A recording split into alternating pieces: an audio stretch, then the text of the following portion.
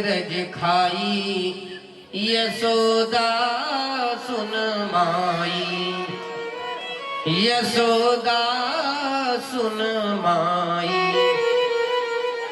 अद्भुत खेल सखन संग खेल्यो, इतनो सो माटी को ढेलो।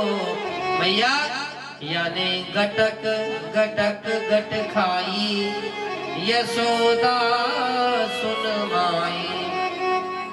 अब तो मैया यशोदा साटी लेकर के कन्हैया को डांटने लगी, क्यों लाला, क्या तेरे घर में माखन मिश्री की कमी पड़ गई?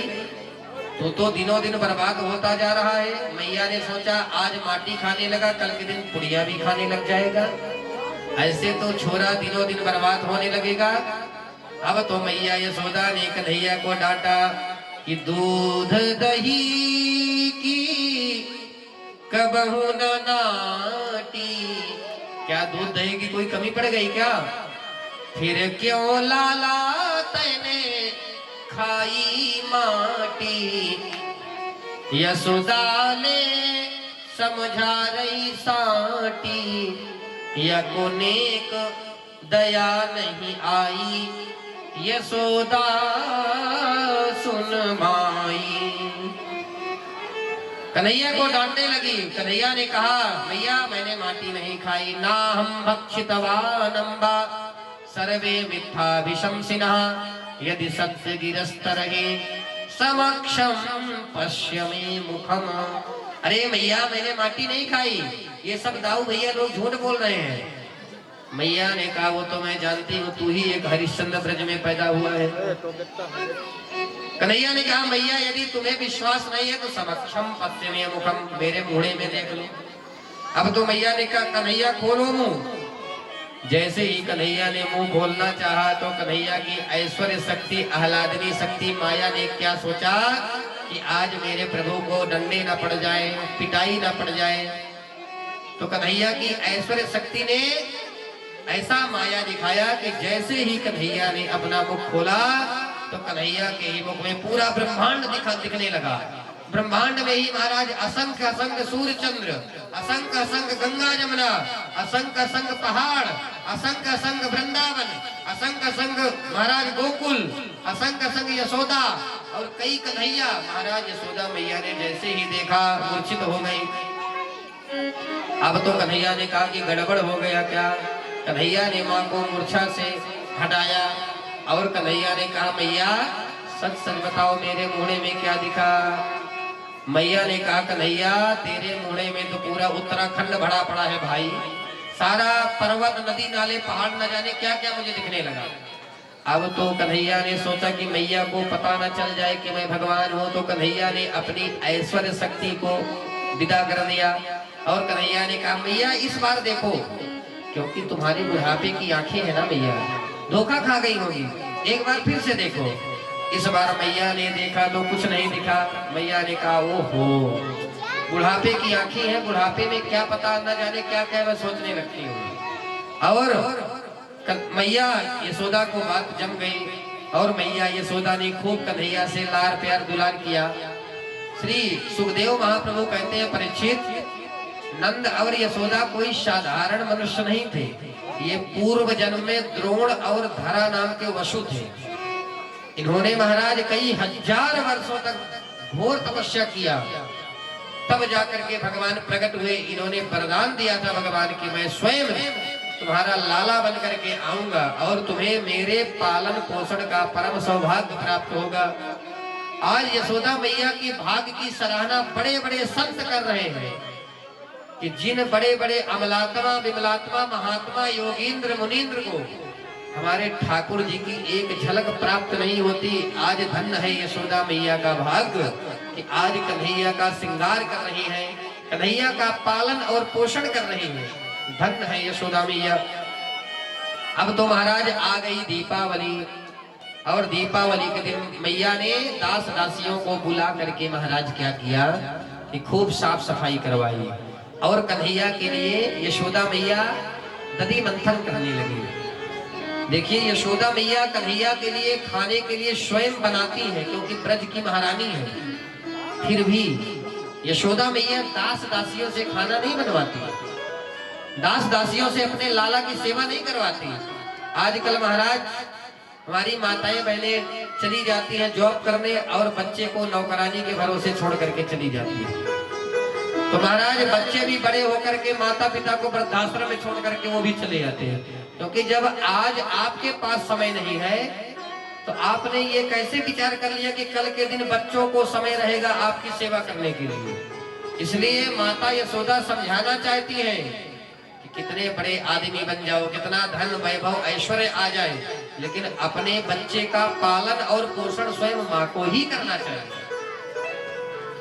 महाराज आजकल माताएं क्या करती हैं कि जब बच्चा गर्भ में रहता है तो माताओं को भजन करना चाहिए, खूब सत्संग सुनना चाहिए, खूब व्रत करना चाहिए। लेकिन महाराज क्या होता है कि चौथे महीना से ही पेट में महाराज विश्राम होने लगता है। परिणाम क्या होता है कि पेट में लेटे लेटे तो कुछ काम रहता नहीं, केवल मोबाइल चलाती है, रील देखती है। उसका परिणाम ये होता है कि महाराज आजकल बच्चों को काखा गाखा तो सिखाना पड़ता है हाथ पकड़ करके, लेकिन कोई बता दे कि बच्चे को हमने मोबाइल चलाना सिखाया, क्योंकि माँ के गर्भ से ही महाराज सिखाया आता है। उसको सब मालूम रहता है, केवल मोबाइल चलाना नहीं सिखाना पड़ता, बाकी उसको सब कुछ सिखाना पड़ता है। क्यों? क्योंकि जैसे बालक गर्भ में रहता है, माँ जो जो भी प्रतिक्रिया करेगी बालक के ऊपर पूरा उसका प्रभाव रहता है।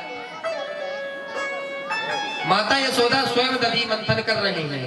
एकदा गृहदासीसु यशोदानंद गेहिनी कर्मांतर नियुक्तासु निर्ममन्थु स्वयं दधि यानि यानि गीतानि तद्बाल चरितानि च दधि निर्मंथने काले स्मरन्ति तान्यगाय स्मरन्ति तान्यगायता। महाराज यशोदा मैया जब दधि मंथन कर रही है ना, तो वपसा दधु दधि निर्ममंथा, अर्थात शरीर के द्वारा क्या कर रही है, ठाकुर जी के लिए माखन निकाल रही है। और मनसा स्मरंती, मन में किसका स्मरण चल रहा है, अपने कन्हैया का। और वचसा गायंती, और बाणी से किसका स्मरण कर चल रहा है, बाणी में कन्हैया के भजन गा रही हैं, नंद घर आनंद भयो जय कन्हैया लाल की। तो मनसा वाचा कर्मणा, तीनों प्रकार से जब मैया कन्हैया का स्मरण किया तो भगवान तो वहीं आ जाते हैं। जब भक्त भगवान को मन से, वचन से, वाणी से, शरीर के द्वारा जब भगवान को समर्पित हो जाता है तो भगवान स्वयं कन्हैया आकर के उपस्थित हो गए और माँ का आंचल पकड़ करके, मैया मैया मुझे भूख लगी है। एक बात बताएं, कुछ लोग माताएं पहले कहती है कि महाराज हमें समय नहीं रहता भजन के लिए, तो उनके लिए बड़ी सुंदर बात बता रहे। माताओं बड़े ध्यान से सुनना, आप लोगों के लिए बड़ी काम की चीज बता रहे हैं। माताओं का कहना रहता है महाराज हमारे पास कोई समय ही नहीं रहता भक्ति करने के लिए। तो हम शास्त्र सम्मत बात बता रहे हैं आपको। यदि आप प्रातः कालीन स्नान भी कर रहे हैं, क्योंकि हमारी कर्म ही हमारी भक्ति बन जाती है, तो प्रातः कालीन आप अपने शरीर की सफाई कर रहे हैं, उसी स्नान को आप मन से केवल मान लीजिए कि हम ठाकुर जी की आरती और पूजा करने के लिए स्नान कर रहे हैं। तो वही स्नान करना क्या बन जाएगा, आप लोगों की भक्ति बन जाएगी। अपने बच्चों के लिए नाश्ता बना रही हैं सुबह सुबह रसोई में जाकर के, तो महाराज इधर उधर के फिल्मी गीत ना सुन करके ठाकुर जी की ही भजन सुनिए किचन में। और महाराज मन में कल्पना कीजिए कि मैं सुंदर सुंदर अपने ठाकुर जी के लिए भोग लगाने के लिए बना रही हूँ, तो देखिए उसको पाएंगे आपके बच्चे और आपको ही पाना है, क्योंकि कथा के प्रारंभ में बता चुके हैं गंधग्राही जनार्दना, भगवान तो केवल सूंघते हैं। तो भोजन तो आप पाएंगे, लेकिन वही भोजन बनाना भी आपकी भक्ति बन जाएगी। झाड़ू भी लगा रही है तो भी मन में सोचिए कि हम अपने घर को इसलिए पवित्र कर रहे हैं क्योंकि ठाकुर जी एक ना एक दिन हमारे घर में आएंगे। हमारे घर में भगवान ठाकुर जी विराजमान है, इसलिए हमें घर की साफ सफाई करना चाहिए। तो वही झाड़ू पोछा लगाना भी आप लोगों की भक्ति बन सकती है। और ये नहीं महाराज कि पति को जाना हो ड्यूटी में और माताएं हमारी लेकर के माला बैठ गई, तो महाराज महाभारत शुरू हो जाएगी। इसलिए जब फिर खाली समय मिले तो माताओं को खूब मस्त होकर के सुंदर सत्संग श्रवण करना चाहिए और भगवान के नाम का स्मरण करना चाहिए। काम करते चलो, नाम जपते चले।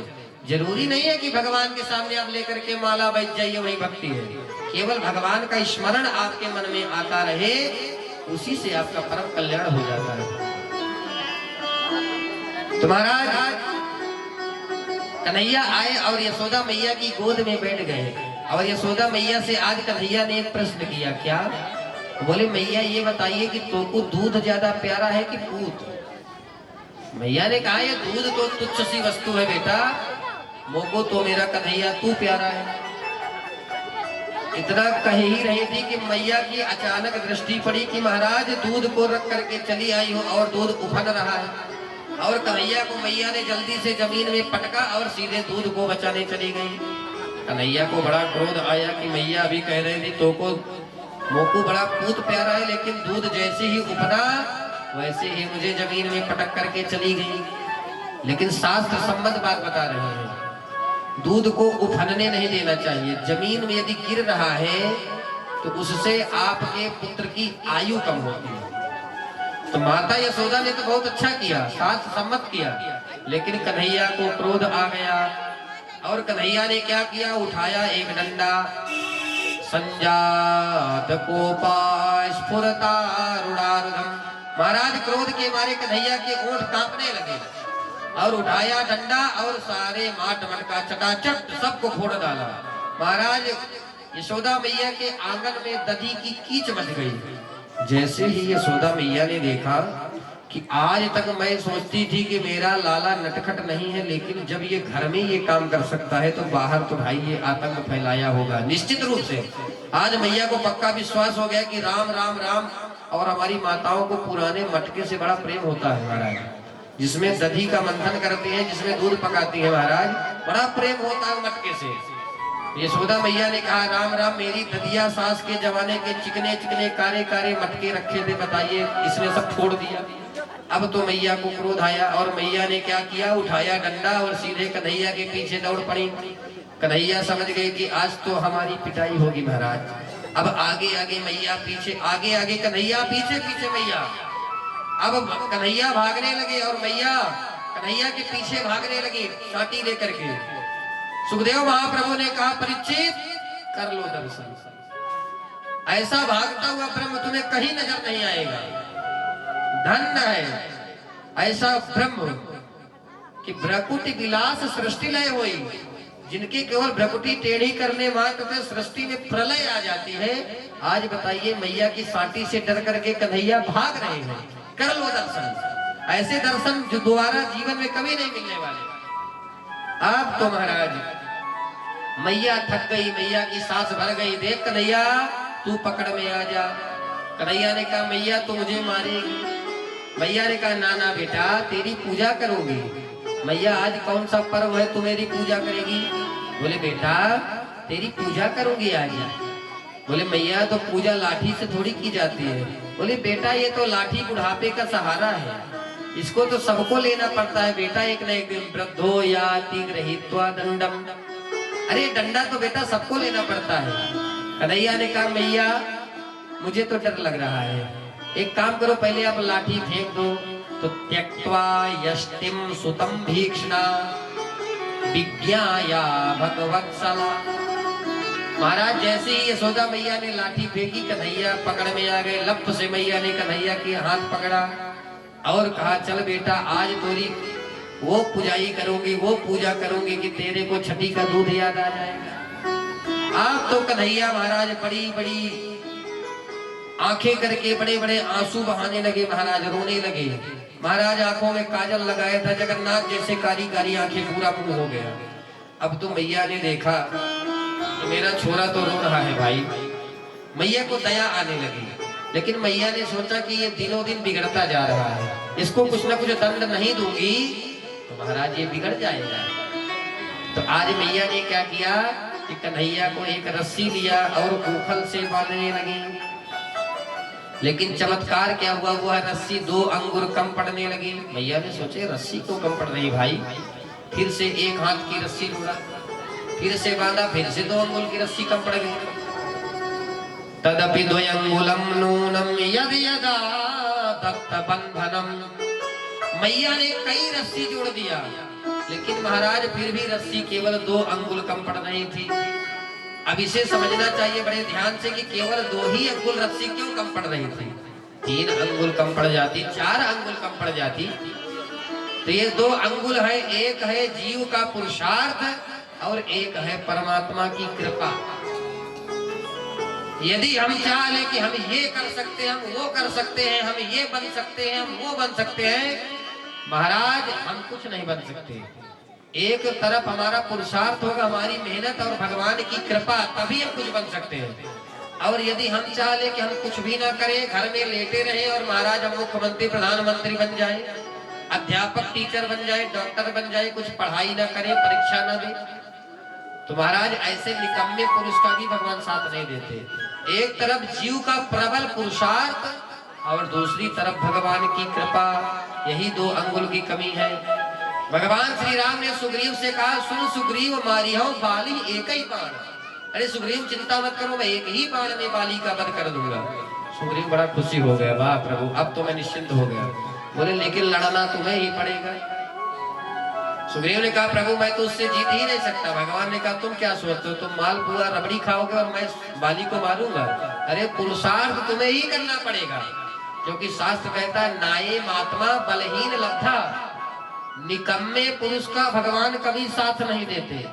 ये कभी भ्रम में मत रहिएगा कि हम कुछ भी पुरुषार्थ ना करें, कर्म ना करें और भगवान हमें सब कुछ दे देगा, तो गलती मत करना प्यारे, क्योंकि मेहनत हमें करना पड़ेगा। कर्मण्येवाधिकारस्ते मा फलेषु कदाचन। महाराज कहां बात हो रही थी इस बार की 400 पार, लेकिन महाराज लटक गए बीच में ही। क्यों? क्योंकि अपने आशीर्वाद का वोट देने तो हमें जाना नहीं, केवल मुंह से बोलना है 400 पार 500 पार, तो ऐसे 400 पार थोड़ी होगा कोई। अरे हमें भी अपना कर्तव्य करने जाना पड़ेगा ना, आशीर्वाद का वोट देने तो वहां तक जाने पड़ेगा ना, तभी तो 400 पार होगा। तो महाराज हमें भी कोई परिश्रम करना पड़ेगा ना। यदि कोई राजा हो, ग्राम सभा का राजा हो, क्षेत्र का हो, जिला का हो, प्रदेश का राजा हो, तो महाराज उसके लिए हमें भी तो कुछ पुरुषार्थ करना पड़ेगा। घर को छोड़ करके वोट देने तो जाना पड़ेगा, तभी तो राजा बनेगा। यदि हम घर से ही बड़ी बड़ी बातें करते रहे 400 पार 500 पार, कुछ नहीं होने वाला। इसलिए पुरुषार्थ तो करना ही पड़ेगा। नाये नात्मा बलहीन लब्धा। भगवान स्वयं कहते हैं कि मैं निकम्मे पुरुष का कभी साथ नहीं देता हूँ। इसलिए एक तरफ है जीव का प्रबल पुरुषार्थ और मेहनत, और दूसरी तरफ भगवान की कृपा। यही है 2 अंगुल की कमी। लेकिन यशोदा मैया क्या कर रही है, अहंकार है कि मैं इनको बांध दूंगी। और जब मैया कन्हैया के शरण में आ गई, कन्हैया अब तो तू ही कुछ कर भाई, मैं तो थक गई, मैं नहीं बांध पाऊंगी। तब कन्हैया को दया आ गई, और दृष्ट्वा परिश्रमम कृष्णम कृपयासीत स्वबंधने।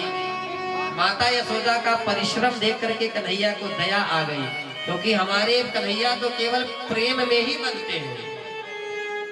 प्रेम के बंधन में मोहन बंध गए,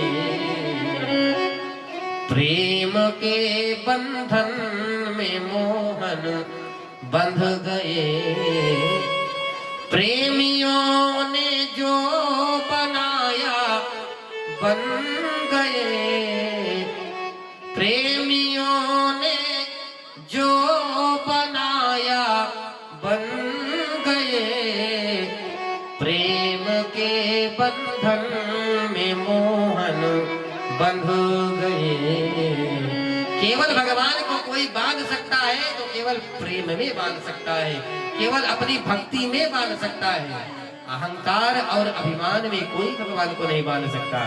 महाराज कन्हैया को उखल से बांध करके चली गई यशोदा मैया, और महाराज सारे सखा कन्हैया के बोले कन्हैया आज तो चोरी करने नहीं जाना क्या? अरे कन्हैया दिखा दे माखन का बल, दिखा दे अपनी माँ की दूध का बल।